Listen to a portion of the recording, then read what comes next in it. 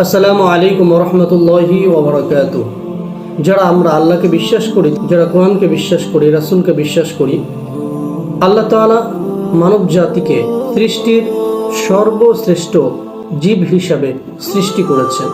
দর্শক, আল্লাহ তাআলা কোরআনুল কারীমের মধ্যে মানুষের মর্যাদার ক্ষেত্রে বলেছেন, ওয়ালাকাদ কাররামনা বানি আদম।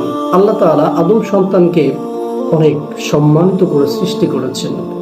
সেই আল্লাহ রাব্বুল আলামিন তিনি কোরআনুল কারীমে বলছেন, উলাইকা কাল আনআমি বাল হুম আদল। তারা চতুষ্পদ নিকৃষ্ট যেই প্রাণী রয়েছে সেই প্রাণীগুলির থেকেও এরা আরো অনেক বেশি খারাপ।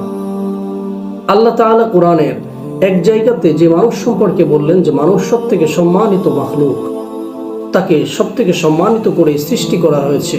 আবার কোরআনে অন্য একটি জায়গাতেই বলা হচ্ছে যে মানুষ সৃষ্টির সবথেকে নিকৃষ্ট। দর্শক, এই দুইটির মধ্যে কোনো বৈপরীত্য নাই।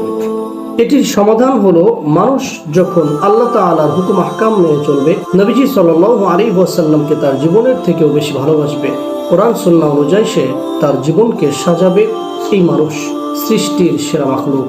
ফেরেশতাদের থেকেও এই মানুষের সম্মান, এই মানুষের মর্যাদা অনেক বেশি। তবে এই মানুষটি যদি আল্লাহ তাআলার হুকুমগুলি না মানে, কোরআন সুন্নাহ অনুযায়ী না চলে, বরং আল্লাহর হুকুম আহকামের বিপরীত চলে, তাহলে এই মানুষটি এক সময় আস্তে আস্তে চতুষ্পদ যে নিকৃষ্ট প্রাণী রয়েছে সেই নিকৃষ্ট প্রাণীর থেকেও অনেক বেশি নিচে চলে যাবে। আজকে মানবতা মানুষের মধ্য থেকে বিদায় নিয়েছে। মিটফোর্ডের যে ঘটনাটি, এই ঘটনাটি প্রত্যেকটি বিবেকবান মানুষের বিবেককে অবশ্যই নাড়া দিবে।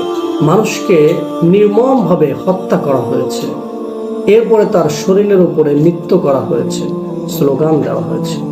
কিন্তু দেখেন, পক্ষান্তরে আমরা একটা কুকুর, তাকে সব থেকে নিকৃষ্ট পশু হিসাবে জানি, অথচ সেই কুকুরের কাজ দেখেন, দুইটি গরু গুতাগুতি করছে, কিন্তু মাঝে এই কুকুরটি ঘেউ ঘেউ করে দুইটি গরুকে সে মারামারি থেকে বিরত রাখার জন্য চেষ্টা চালাচ্ছে।